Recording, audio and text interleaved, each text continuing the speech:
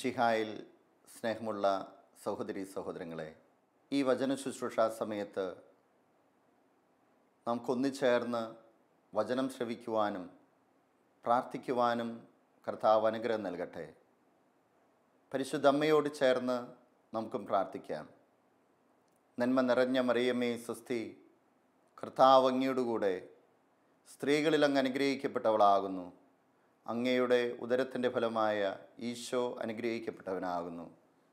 പരിശുദ്ധ മറിയമേ തമ്പുരാൻ്റെ അമ്മേ, ഭാവികളായ ഞങ്ങൾക്ക് വേണ്ടി ഇപ്പോഴും ഞങ്ങളുടെ മരണസമയത്തും തമ്പുരാനോട് അപേക്ഷിച്ചു കൊള്ളണമേ. ആമേൻ. ലൂക്കായുടെ സുവിശേഷം 18-ാം അധ്യായം 27-ാം തിരുവചനം. മനുഷ്യർക്ക് അസാധ്യമായത് ദൈവത്തിന് സാധ്യമാണ്. ചില സമയങ്ങളിലും ചില കാലങ്ങളിലും നമ്മുടെ ചിന്തയിൽ വരുന്ന ഒരു ചോദ്യമാണ്, ഇതെങ്ങനെ സാധിക്കും? ഇതെല്ലാം സംഭവിക്കുമോ? എൻ്റെ കാര്യത്തിൽ കർത്താവ് ഇടപെടുമോ? ഞാനതിന് യോഗ്യതയുള്ള വ്യക്തിയാണോ? എൻ്റെ ജീവിതത്തിലൊക്കെ അങ്ങനെ സംഭവിക്കുവാൻ സാധ്യതയുണ്ടോ? പലപ്പോഴും നമ്മൾ പ്രാർത്ഥനകളായി കർത്താവിൻ്റെ സന്നിധിയിൽ പരാതി പോലെ പറഞ്ഞിട്ടുണ്ടായിരിക്കാം. ഇതൊക്കെ എങ്ങനെ സംഭവിക്കാനാണ്? എങ്ങനെയാണ് എൻ്റെ ജീവിതത്തിന് മാറ്റമുണ്ടാകുക? എങ്ങനെയാണ് എൻ്റെ കുടുംബത്തിന് ഐശ്വര്യമുണ്ടാവുക? എങ്ങനെയാണ് എൻ്റെ മനോഭാവങ്ങൾക്ക്, ചിന്തകൾക്ക് ഒരു ദൈവിക ഭാവം വരിക? ഇതൊക്കെ പലപ്പോഴും നമ്മുടെ അന്തരാത്മാവിൽ ചോദിക്കുന്ന ചോദ്യങ്ങളായിരിക്കാം. ഇതെല്ലാം സാധ്യമാണോ എന്ന്. ലൂക്കായുടെ സുവിശേഷം 19-ാം അധ്യായം 1 മുതലുള്ള തിരുവചനങ്ങൾ നമുക്ക് അതിന് ഉത്തരം നൽകുന്നുണ്ട്. 19-ാം അധ്യായം 1 മുതലുള്ള തിരുവചനങ്ങളിൽ നമ്മൾ കാണുന്ന പ്രമുഖനായിട്ടുള്ളൊരു വ്യക്തിയാണ് സക്കേവൂസ് എന്ന് പറയുന്ന വ്യക്തി. പല പ്രാവശ്യം നമ്മൾ ചിന്തിക്കുകയും ധ്യാനിക്കുകയും ചെയ്തിട്ടുള്ള വ്യക്തി. പക്ഷേ അദ്ദേഹത്തിൻ്റെ ജീവിതവും അദ്ദേഹത്തിൻ്റെ പേരും അദ്ദേഹത്തിൻ്റെ ജീവിത സാഹചര്യങ്ങളും മനസ്സിലാക്കുമ്പോൾ നമ്മൾ മനസ്സിലാക്കുന്നു, മനുഷ്യർക്ക് അസാധ്യമായത് ദൈവത്തിന് സാധ്യമാണ് എന്ന്. സക്കേവൂസ് എന്നുള്ള പേര് തന്നെ സക്കായി എന്ന് പറയുന്ന ഹീബ്രു പദത്തിൽ നിന്നാണ് ആ പേര് വരുന്നത് തന്നെ. എന്താണ് സക്കായി എന്ന് പറയുന്ന വാക്കിൻ്റെ അർത്ഥം? കലർപ്പില്ലാത്ത, ശുദ്ധമായ, നിർമ്മലമായ എന്നൊക്കെയാണ് സക്കായി എന്ന വാക്കിൻ്റെ അർത്ഥം.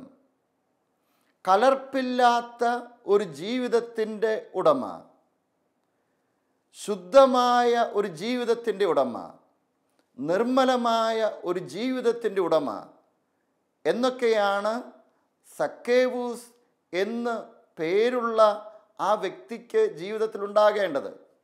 കാരണം ആ വ്യക്തിയുടെ പേര് സൂചിപ്പിക്കുന്നത് അത് തന്നെയാണല്ലോ. തിരുവചനത്തിൽ പഴയ നിയമത്തിലും പുതിയ നിയമത്തിലും കാണുന്ന ഓരോ പേരുകൾക്കും മനോഹരമായിട്ടുള്ള അർത്ഥമുണ്ട്. പക്ഷേ ഇവിടെ കലർപ്പില്ലാത്ത, ശുദ്ധമായ, നിർമ്മലമായ എന്നു പേരുള്ള സക്കേവൂസിൻ്റെ ജീവിതത്തെക്കുറിച്ച് തുടർന്നങ്ങോട്ട് തുറന്നു കാട്ടുകയാണ് ലൂക്കാസ് സുവിശേഷകൻ. അവനെക്കുറിച്ച് പറയുന്നത് ഇപ്രകാരമാണ്: അവൻ ചുങ്കക്കാരിൽ പ്രധാനിയായിരുന്നു എന്നുള്ളതാണ് അവനെക്കുറിച്ചുള്ള വലിയൊരു ക്വാളിഫിക്കേഷനായിട്ട് പറയുന്നത്. രണ്ടാമത്തെ ഒരു പ്രത്യേകതയായിട്ട് പറയുന്നത്, അവന് അധികം പൊക്കമില്ലായിരുന്നു എന്നുള്ളതാണ്. സാധാരണ ഒരു ചുങ്കം പിരിക്കുന്ന വ്യക്തിയല്ല. വേണമെങ്കിൽ ചുങ്കം പിരിക്കുന്ന വ്യക്തികളുടെയൊക്കെ ഒരു ചീഫ് ആയ വ്യക്തിയായി അവനെ കാണുവാനായിട്ട് സാധിക്കും. അതുകൊണ്ടാണ് തിരുവചനത്തിൽ ഇപ്രകാരം പറയുന്നത്, അവൻ ചുങ്കക്കാരിൽ പ്രധാനനും ധനികനുമായിരുന്നു. അവൻ്റെ ധനം മറ്റുള്ളവരിൽ നിന്ന് ചുങ്കം പിരിക്കുന്നതിൻ്റെ അധിക ഓഹരിയിൽ നിന്നുള്ള വരുമാനമായിരുന്നു എന്ന് തിരുവചനത്തിൽ നിന്ന് നമുക്ക് മനസ്സിലാക്കാനായിട്ട് സാധിക്കും. റോമാക്കാർക്ക് വേണ്ടി ചുങ്കം പിരിക്കുന്നവരുടെ ഒരു നേതാവ് തന്നെയായിരുന്നു ഈ സക്കേവൂസ് എന്ന് പറയുന്ന വ്യക്തി. അതുകൊണ്ടാണല്ലോ ചുങ്കക്കാരെ കുറിച്ച് കൂടെയുള്ള യഹൂദർക്ക് തന്നെ വലിയ മതിപ്പുള്ളതായി സുവിശേഷം നമ്മെ പഠിപ്പിക്കുന്നില്ല. ലൂക്കായുടെ സുവിശേഷത്തിൽ തന്നെ 17-ാം അധ്യായത്തിൽ ഫരിസേയനും ചുങ്കക്കാരനും ദേവാലയത്തിൽ പ്രാർത്ഥിക്കാനായി പോകുന്ന സംഭവമാണ് വിവരിച്ചിരിക്കുന്നത്. തങ്ങൾ നീതിമാന്മാരാണെന്ന ധാരണയിൽ തങ്ങളിൽ തന്നെ ആശ്രയിക്കുകയും മറ്റുള്ളവരെ പുച്ഛിക്കുകയും ചെയ്യുന്നവരോട് ഈശോ ഈ ഉപമ പറഞ്ഞ് അതിൽ ഒരു ഫരിസേയനെയും ഒരു ചുങ്കക്കാരനെയുമാണ് കർത്താവ് എടുത്തു കാണിച്ചിരിക്കുന്നത്. അതിൽ ഫരിസേയൻ്റെ പ്രാർത്ഥന എന്താണ് എന്നും ചുങ്കക്കാരൻ്റെ പ്രാർത്ഥന എന്താണ് എന്നും അവിടെ വ്യക്തമായിട്ട് വിവരിച്ചിട്ടുണ്ട്. ഫരിസേയൻ പറയുന്നു, ഞാൻ നിനക്ക് നന്ദി പറയുന്നു, മറ്റുള്ളവരെയൊക്കെ താരതമ്യപ്പെടുത്തിക്കൊണ്ട് ഞാൻ അവരുടെ പോലെയൊന്നുമല്ല. പക്ഷേ ചുങ്കക്കാരനും ഇതുപോലെ തന്നെ ദേവാലയത്തിൽ വന്ന് പ്രാർത്ഥിക്കുന്നു. ഇങ്ങനെയാണ് അവൻ പറയുന്നത്, മാറത്തടിച്ചുകൊണ്ട് ദൈവമേ പാപിയായ എന്നിൽ കനിയണമേ എന്ന് പറഞ്ഞുകൊണ്ടാണ് അവൻ പ്രാർത്ഥിക്കുന്നത്. അവന് തന്നെ ഒരു ബോധമാണ്, ഞാൻ പാപമാണ് ചെയ്യുന്നത്, പലതരത്തിലുള്ള പാപങ്ങൾക്ക് അടിമയാണ് എന്ന് അവന് തന്നെ ബോധം വരത്തക്ക വിധം ഒരു ചുങ്കക്കാരൻ സമൂഹത്തിൽ കാണപ്പെട്ടിരുന്നത് തന്നെ അങ്ങനെയാണ്. ഒരു ചുങ്കക്കാരനാണ് എന്നുള്ളതിൽ തന്നെ നമുക്ക് മനസ്സിലാക്കാനായിട്ട് സാധിക്കുന്നു.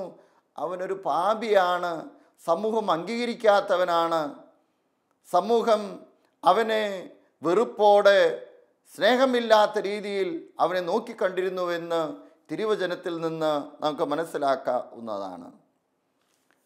ഇവിടെ ഇതാ 19-ാം അധ്യായം ആകുമ്പോഴേക്കും മറ്റൊരു ചുങ്കക്കാരനെക്കുറിച്ച്, അവൻ്റെ ജീവിതത്തെക്കുറിച്ച് സുവിശേഷകൻ രേഖപ്പെടുത്തി വച്ചിരിക്കുകയാണ്.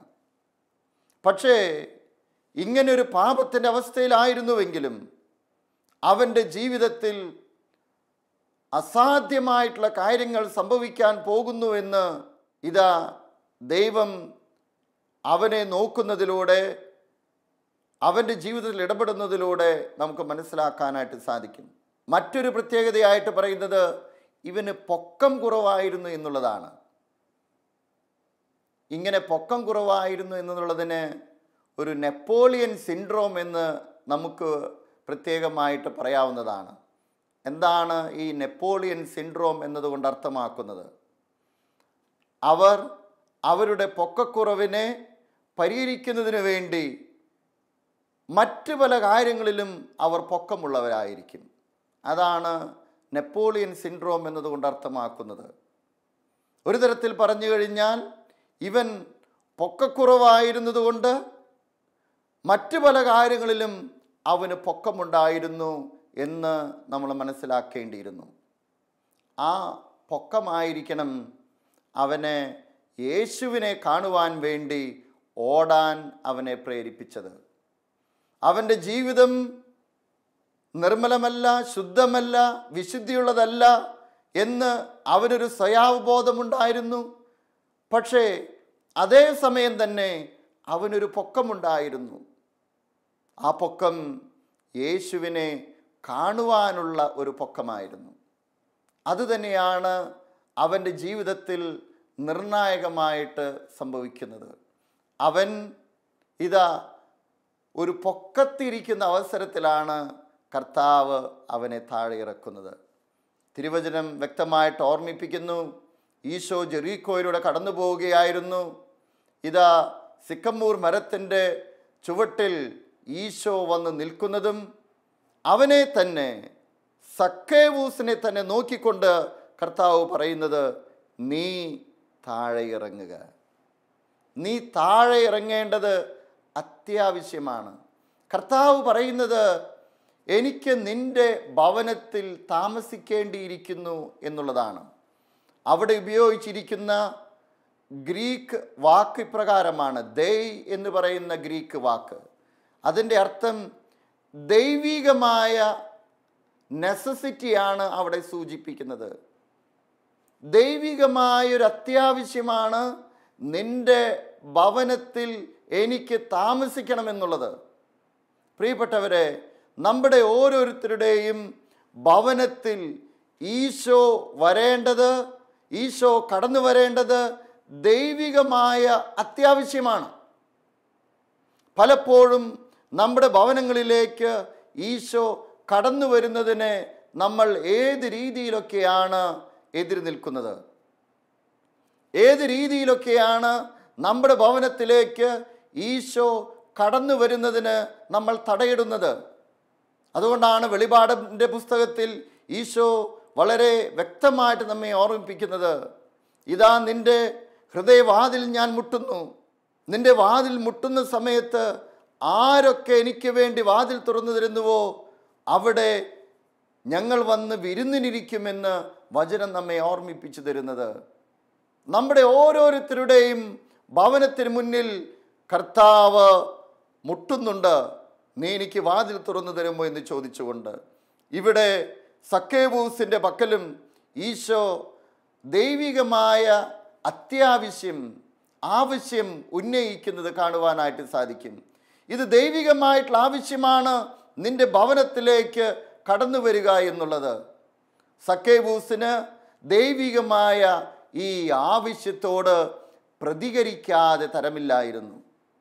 തിരുവചനം വളരെ വ്യക്തമായിട്ട് പറയുന്നു, സക്കേവൂസ് വേഗം ഇറങ്ങി വരിക, ഇന്ന് എനിക്ക് നിന്റെ വീട്ടിൽ താമസിക്കേണ്ടിയിരിക്കുന്നു. തുടർന്നുള്ള തിരുവചനം സൂചിപ്പിക്കുന്നത് ഇപ്രകാരമാണ്, അവൻ തിടുക്കത്തിൽ ഇറങ്ങിച്ചെന്ന്. ഒരു തിടുക്കം കാട്ടുക എന്നുള്ളത് ലൂക്കായുടെ സുവിശേഷത്തിൽ മനോഹരമായിട്ടുള്ള ഒരു പ്രസ്താവനയാണ്. തിടുക്കം കാട്ടുക. ഇവിടെ ഇതാ സക്കേവൂസ് തിടുക്കം കാട്ടി സിക്കമ്മൂർ മരത്തിൽ നിന്ന് താഴെ ഇറങ്ങുന്നു.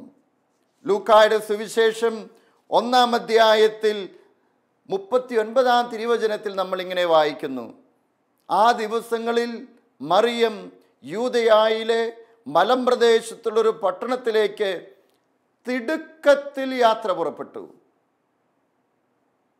അത് ദൈവികമായിട്ടുള്ള ആവശ്യമാണ്. തിടുക്കത്തിൽ യാത്ര പുറപ്പെട്ട മറിയം എലിസബത്തിനെ കാണുകയും അവർ സംസാരിക്കുന്ന സമയത്ത് പരിശുദ്ധാത്മാവിൻ്റെ വലിയ സാന്നിധ്യം എലിസബത്തിന് അനുഭവിക്കുവാൻ സാധിക്കുകയും ചെയ്യുന്നു എന്ന് ഇതാ ലൂക്കായുടെ സുവിശേഷം നമ്മെ ഓർമ്മിപ്പിച്ചു തരുന്നുണ്ട്. ഒരു തരത്തിൽ പറഞ്ഞു കഴിഞ്ഞാൽ സക്കേവൂസിന് ഇവിടെ ദൈവാത്മാവിൻ്റെ വലിയ സാന്നിധ്യം സക്കേവൂസ് അനുഭവിച്ച് കാണണം. തൻ്റെ പൊക്കക്കുറവിൻ്റെ കാര്യമല്ല, തൻ്റെ ജീവിതത്തിൻ്റെ അവസ്ഥയല്ല, അതിനേക്കാൾ ഉപരിയായി ദൈവത്തിന് ഇവിടെ എന്തോ സംഭവിപ്പിക്കാനുണ്ട് എന്നുള്ള വലിയ ബോധ്യം സക്കേവൂസിന് മനസ്സിലാകുന്ന രീതിയിലാണ് തിരുവചനം അവിടെ ഓർമ്മിപ്പിച്ചു തരുന്നത്. അവൻ തിടുക്കത്തിൽ താഴെ ഇറങ്ങി. അവൻ തിടുക്കത്തിൽ താഴെ ഇറങ്ങി ഇതാ കർത്താവിനെ സ്വീകരിക്കാനായിട്ടൊരുങ്ങുന്നു. നമ്മുടെ ജീവിതത്തിൽ ഉണ്ടാകേണ്ട ഒരു മനോഭാവമാണ് തിടുക്കം എന്ന് പറയുന്നത്. ഇന്ന് പലതരത്തിലുള്ള തിടുക്കങ്ങളും ഈ ലോകത്തിൽ സംഭവിക്കുന്നത് നമുക്കറിയാം. സമ്പാദിക്കാനുള്ള തിടുക്കം, ഉന്നത സ്ഥാനങ്ങൾ കരസ്ഥമാക്കാനുള്ള തിടുക്കം, പലതരത്തിലുള്ള തിന്മകൾക്ക് ഓടി നടക്കാനുള്ള തിടുക്കം, പലരെയും ചവിട്ടി താഴ്ത്താനുള്ള തിടുക്കം, പല രീതിയിൽ മറ്റുള്ളവരെ ഇല്ലാതാക്കാനുള്ള തിടുക്കം.